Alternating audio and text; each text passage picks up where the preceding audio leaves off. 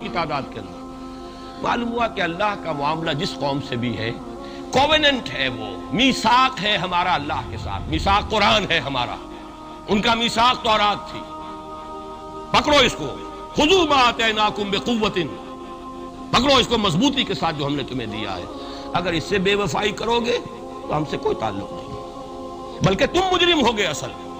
باقی لوگوں کے پاس تو کتاب ہے نہیں، شریعت ہے نہیں، دین ہے نہیں، ان کو تو پہنچانا تمہارے ذمہ تھا، تم تو ان کو کیا پہنچاتے، خود اس سے بے وفائی کر بیٹھے ہو، لہذا ساری دنیا کی گمراہی کی ذمہ داری بھی تمہارے کندھوں پر ہے۔ یہ ہے وہ جرم جس کی بنا پر سزا ملے گی، سزا کے مستحق ہیں ہم، اور ہم میں سب سے بڑھ کر عرب ہیں جن کی مادری زبان عربی ہے، جن کو صرف نحو پڑھنے کی ضرورت نہیں قرآن سمجھنے کے لیے، وہ تو از دل خیزت بر دل ریزت، براہ راست کمیونیکیشن قرآن سے ہو رہی ہے، وہ بے وفائی کریں تو ظاہر بات ہے مہا مجرم وہ ہے۔ لیکن پھر غیر عرب مسلمانوں میں اس وقت روئے ارضی پر سب سے بڑی مجرم قوم 10 کروڑ مغربی پاکستانی، یہ میں ڈنکے کی چوٹ کہہ رہا ہوں اور بہت عرصے سے کہہ رہا ہوں، اس لیے کہ ہم وہ لوگ ہیں کہ جنہوں نے اسلام کے نام پر ملک بنایا، کوئی ملک دوسرا دنیا میں اس وقت اسلام کے نام پر نہیں بنا، ہم وہ لوگ ہیں پاکستان بنانے کے لیے لاکھوں جانیں مسلمانوں کی کلمہ گوؤں کی گئیں اور ہزاروں عصمتیں لوٹی، اور نہ معلوم کتنی مسلمان لڑکیاں اور عورتیں جو ہے رہ گئی پھر بھی ہمیشہ ہی سکھوں کے پاس، اور وہ آئی نہیں پاکستان اس اسلام کے نام پر۔ اور کیا کیا ہے ہم نے، 46 برس ہو گئے، اس کہاں اسلام ہوا۔ لہذا اس سے بڑی مجرم قوم عربوں کے بعد ہم یہ کہہ سکتے ہیں ہمارا عام آدمی قرآن نہیں پڑھتا، قرآن جانتا نہیں، ٹھیک ہے، اپلی ہے کچھ نہ کچھ، اس اعتبار سے ان کے بعد نمبر ہمارا ہے، لیکن باقی پوری دنیا کے مسلمانوں سے بڑھ کر مجرم ہیں۔ اور ہم اصل میں نہ صرف یہ کہ خود اپنے حصے کے مجرم ہیں، بھارت کے مسلمانوں کا بھی سارا وبال ہماری گردن پر ہے۔ آج میں چاہتا ہوں کہ اس کو آپ اچھی طرح نوٹ کر لیں۔ بھارت کے مسلمانوں نے، جسے آپ فرض کفایہ کہتے ہیں، نماز جنازہ فرض کفایہ، چند لوگوں نے بھی کسی مسلمان کی نماز پڑھ لی تو سب کی طرف سے ادا ہوگی، کسی نے بھی نہیں پڑھی تو سب مجرم ہو جائیں گے، بستی کے سب لوگ مجرم ہیں۔ بھارت کے مسلمانوں نے فرض کفایہ ادا کیا جب پاکستان بنوا دیا آپ کو، اور اس کی قیمت آج بھی وہ دے رہے ہیں، کھلے نعرے لگ رہے ہیں، مسلمان کے 2 استھان، پاکستان یا قبرستان، تیسرا کوئی جگہ نہیں۔ ڈنکے کی چوٹ کہا بابری مسجد کے بعد ایل کے اڈوانی نے، ہم ساری مسجدیں گرا دیں گے ہندوستان میں، کوئی مسجد باقی نہیں چھوڑی، ڈنکے کی چوٹ اعلانیہ، یہ سب کچھ ہو رہا ہے، اور یہ نعرے تو نامعلوم کب سے لگ رہے ہیں، اور نہ معلوم کب سے میں یہاں ان مسجدوں کے اندر بھی اور اپنی تقریروں میں غور کرتا رہا کہ کیا وہاں ہو رہا ہے، لیکن ہمارے تو کان پر جو نہیں ریگتی، ہمارے تو وہی دھندے ہیں، وہی کاروبار ہے، اپنا بزنس ہے، اس کے سارے مسئلے ہیں، اس کی اپنی بلڈنگیں ہیں، اپنی موٹریں ہیں، اپنے ٹیلی ویژن ہیں، اپنے کئی کورسز کے ڈنرز ہیں، اللہ خیر صلی اللہ، ہمیں بحث کیا اسلام سے؟ تو بتائیے ہم سے بڑا مجرم کون ہوگا؟ آج جو کچھ ہندوستانی مسلمان پر بیت رہی ہے اس کا جرم ہمارے کندھے پر ہے۔ یہ میں جذباتی انداز میں نہیں کہہ رہا، میں تو 2 اور 2 4 کی طرح ثابت کر سکتا ہوں۔ انہوں نے فرض کفایہ ادا کر دیا، اور اس وقت یاد کیجئے مولانا ابوالکلام آزاد، مولانا مدنی، جمعیت علماء ہند کے علماء اپنے تقدس اور اپنے تدین اور اپنے تقوی کے اعتبار سے انکوسچنیبل، کوئی شک و شبہ نہیں ہو سکتا ان کی نیت پر اور ان کے تقوی پر اور کردار پر، انہوں نے کیا کہا تھا؟ یہی کہا تھا کہ یہ پاکستان بنا کر تم مسلمانان ہند کو 3 حصوں میں تقسیم کر دو گے۔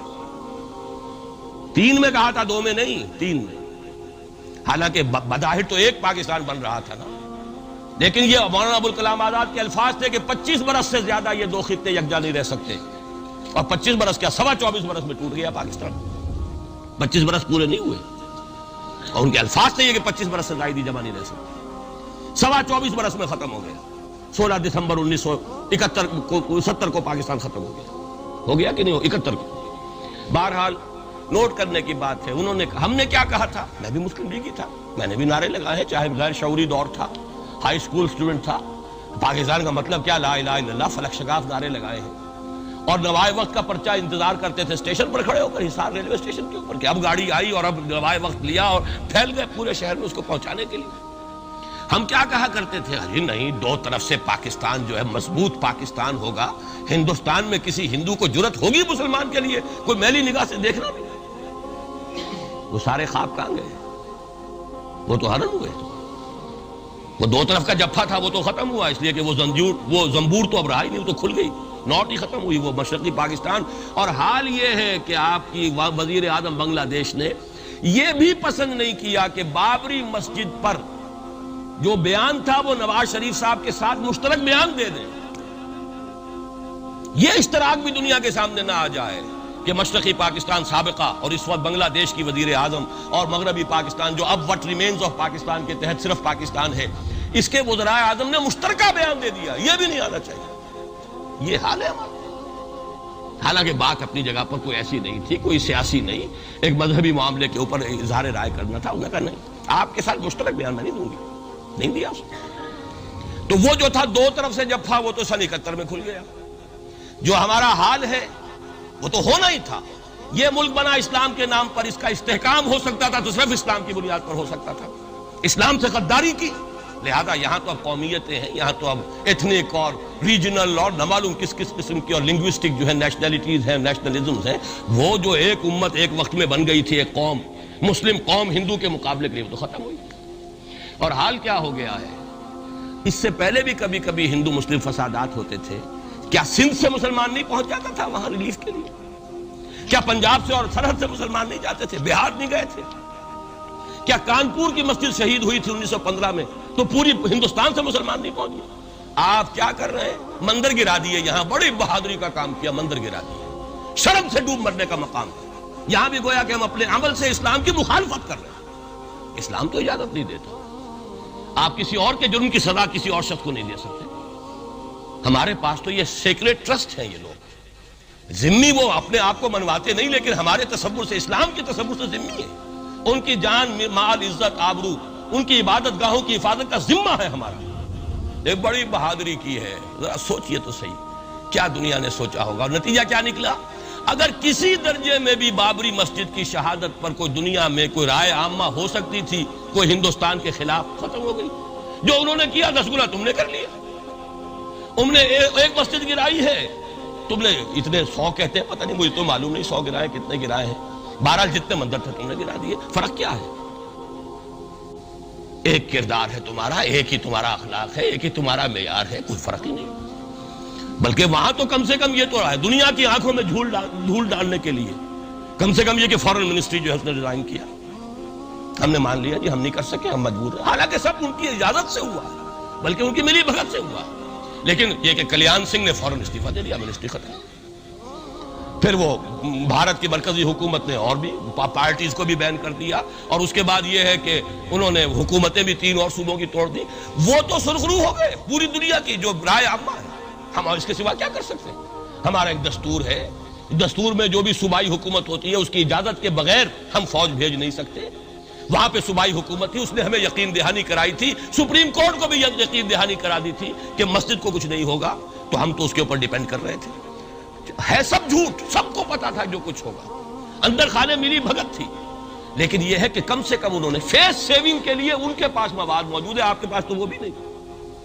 آپ کے تو اخبارات نے لکھا ہے کہ کارپوریشنز کے ٹریکٹرز جو ہیں گئے ہیں گرانے کے لیے، اور وزراء جو ہے، ایک وزیر کا نادر پرویز کا تو نام آیا ہے، اخبار میں خبر تھی، ہم نے بھی پڑھی تھی، فوٹو بھی دیکھا تھا کہ وہ خود ہاتھ میں پھاوڑا لے کر جو ہے وہ مندر گرانے کے لیے چلے۔ یہ جو صورتحال ہے جان لیجئے، اس وقت میں آپ کو بتانا چاہتا ہوں ہندوستان کے مسلمان پر تو جو قیامت بیت رہی ہے بیت رہی ہے۔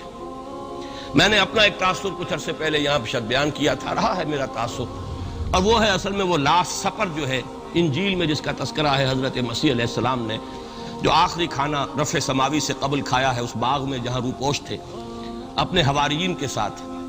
تو اس میں یہ الفاظ آئے ہیں، میں نہیں جانتا صحیح ہیں غلط ہیں، وہ ایک علیحدہ بات ہے، کہ آپ نے وہ روٹی توڑی اور کہا کھاؤ، eat and this is my flesh, یہ میرا گوشت ہے، کھاؤ۔ اور اس کو کہتے ہیں وائن، کوئی مشروب ہوگا جو بھی ہوگا، ڈالا کہ پیو، drink and this is my blood. میرا احساس ہمیشہ یہ رہا ہے، اس کے بعد کچھ ماند پڑ گیا، جب یہاں مسلمان نے یہاں مارا ہے اور کچلا ہے اور زندہ آگ میں جلایا، پھر بات ختم ہو گئی، میرے دل کے اوپر سے وہ احساس ختم ہو گیا۔ وہاں ہندو کے ہاتھوں جب مسلمان کے ساتھ یہ کچھ ہوتا تھا تو پھر جب میں کھانا کھاتا تھا محسوس کرتا تھا کہ میں ہندوستانی مسلمان کا گوشت کھا رہا ہوں اور ہندوستانی مسلمان کا خون پی رہا ہوں۔ یہ ہمیں عیش جو یہاں حاصل ہے، جو آرام حاصل ہے، جو ہمیں یہاں پر سہولتیں حاصل ہیں، جو معاشی اس کی کاسٹ پر ہے، اس نے آپ کو یہ ملک لے کر دیا اور آج تک اس کی قیمت ادا کر رہا ہے، اور ہم جو ہے عیش کر رہے ہیں، گل چھرے اڑا رہے ہیں. یہاں جس کے پاس 2 پیسے ہو گئے برقع اتار کے اس نے پھینک دیا. یہ معلوم ہوتا ہے کہ یہ تو مفلسی کو چھپانے کا ذریعہ تھا. 4 پیسے ہوں، اچھے کپڑے پہنے ہوئے ہوں، میک اپ صحیح کیا ہوا ہو، تو پھر برقعے کی کیا ضرورت ہے؟ اور میں نے شاید سنا ہے آپ کو، مجھ سے تو چند لڑکیوں نے یہ الفاظ کہے باقاعدہ.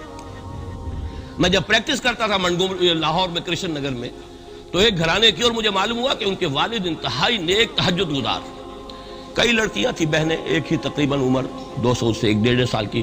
کبھی وہ آتی تھی کلینک میں میرے تو برقعے سمیت، کبھی آ رہے ہیں تو بغیر برقعے کے. میں نے پوچھا یہ کیا تماشا ہے آپ لوگوں کا، کبھی بغیر برقعے کے کبھی برقعے سمیت. صاف جواب دیا. میں ان کے الفاظ کوٹ اینڈ کوٹ میں ان کے الفاظ کوٹ کر رہا ہوں.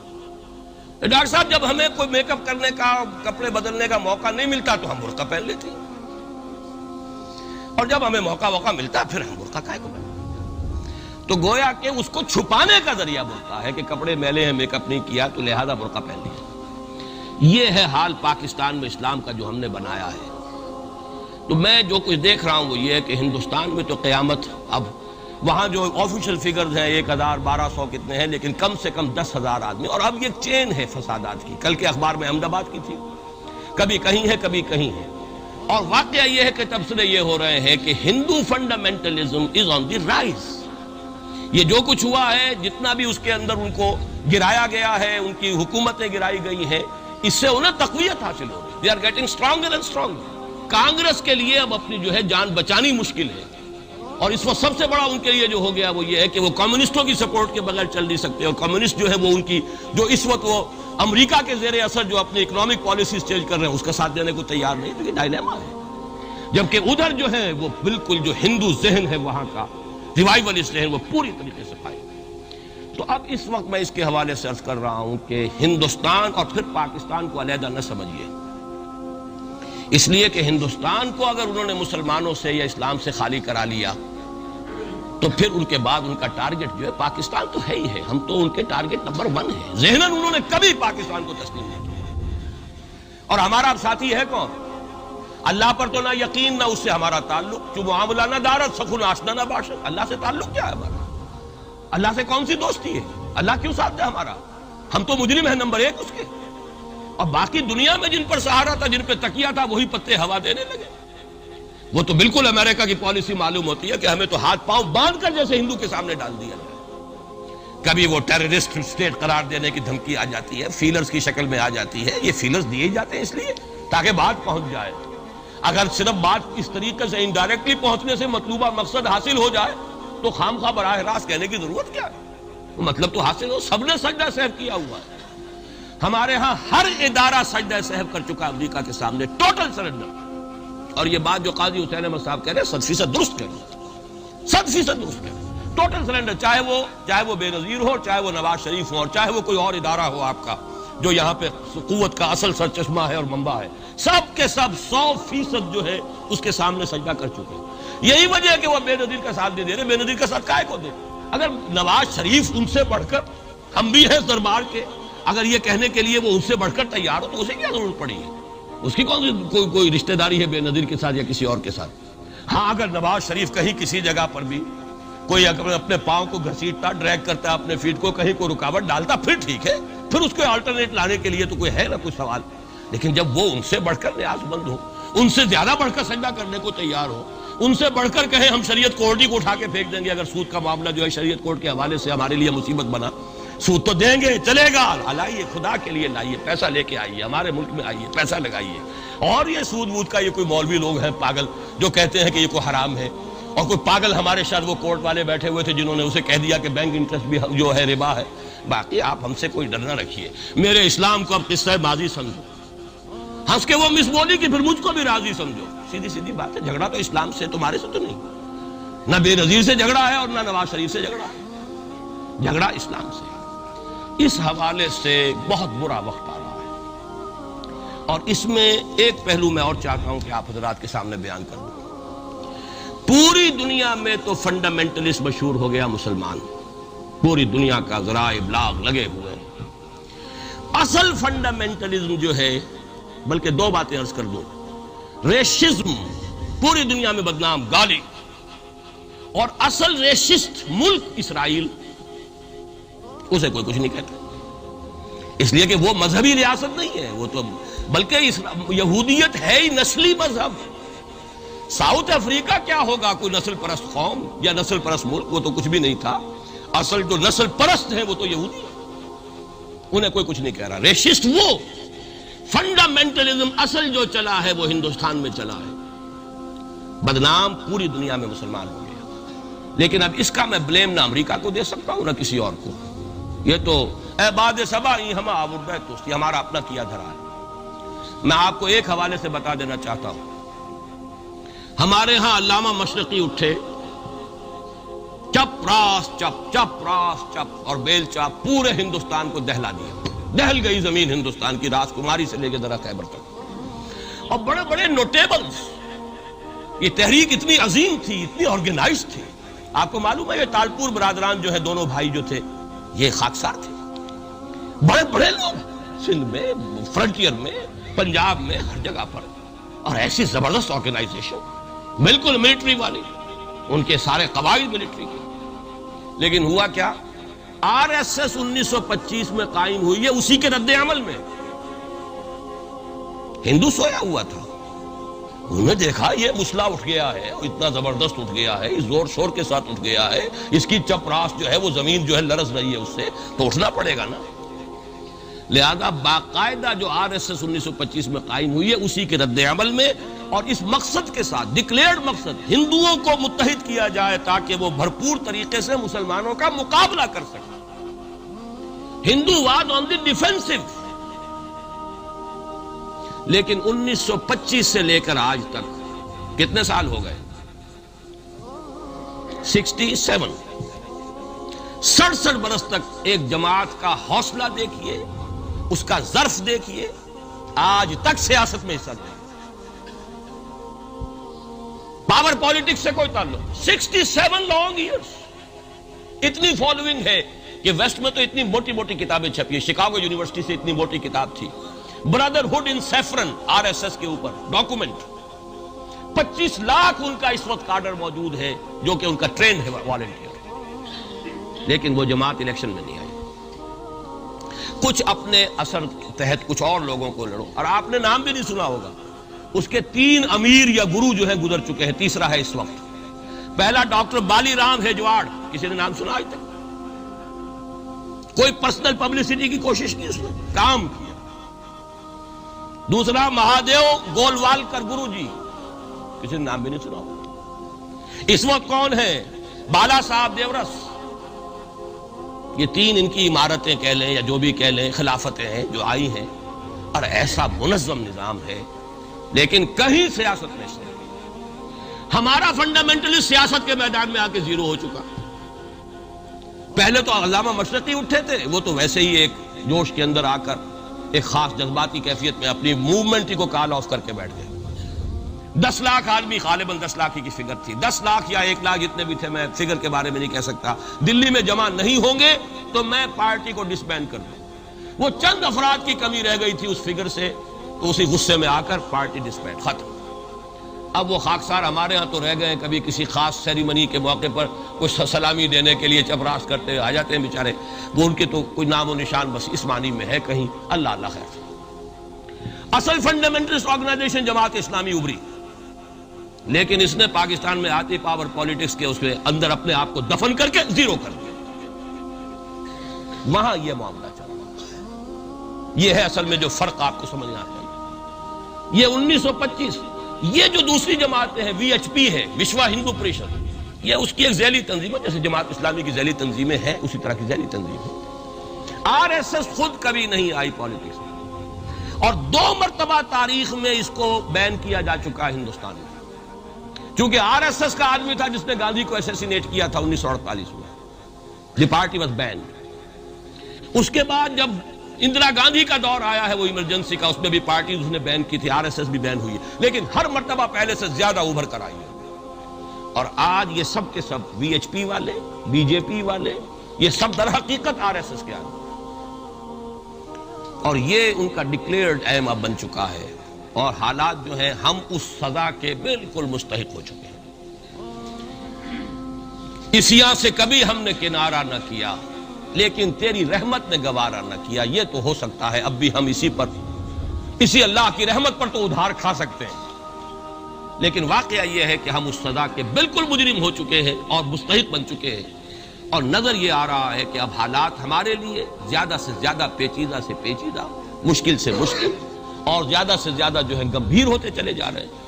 بھارت میں ہندو فنڈامنٹلزم بڑی تیزی کے ساتھ ایک طوفانی شکل کے اندر آیا ہے، اور بھارت میں تو مسلمان تنظیم کوئی ہے ہی نہیں۔ آپ کے شاید علم میں آیا 2 جماعتیں بین کر دی، جماعت اسلامی بین۔ ارے جماعت اسلامی بھارت کی جو اصل جماعت ہے وہ تو ایک علمی کام کرنے والی، دعوتی کام کرنے والی، قرآن مجید کے تراجم شائع کی سیاست میں تو ہے ہی نہیں ہوا، لیکن یہ کہ اس کا اور سوال ہی پیدا نہیں ہوتا ٹیررزم کا یا کسی درجے میں بھی کوئی اس طرح کی ایکٹیویٹی جماعت اسلامی۔ لیکن وہ ہے نا کہ وہ ترازو کا ایک پلڑا اگر ادھر 3 کو بین کیا تو ادھر بھی 2 تو ہو کم سے کم، وہ جماعت اسلامی بین ہو۔ ہاں کشمیر میں جماعت اسلامی کا ایک رول ہے، لیکن کشمیر کی جماعت اسلامی علیحدہ جماعت اسلامی ہے، وہ ہندوستان کی جماعت اسلامی سے اس کا تعلق نہیں ہے۔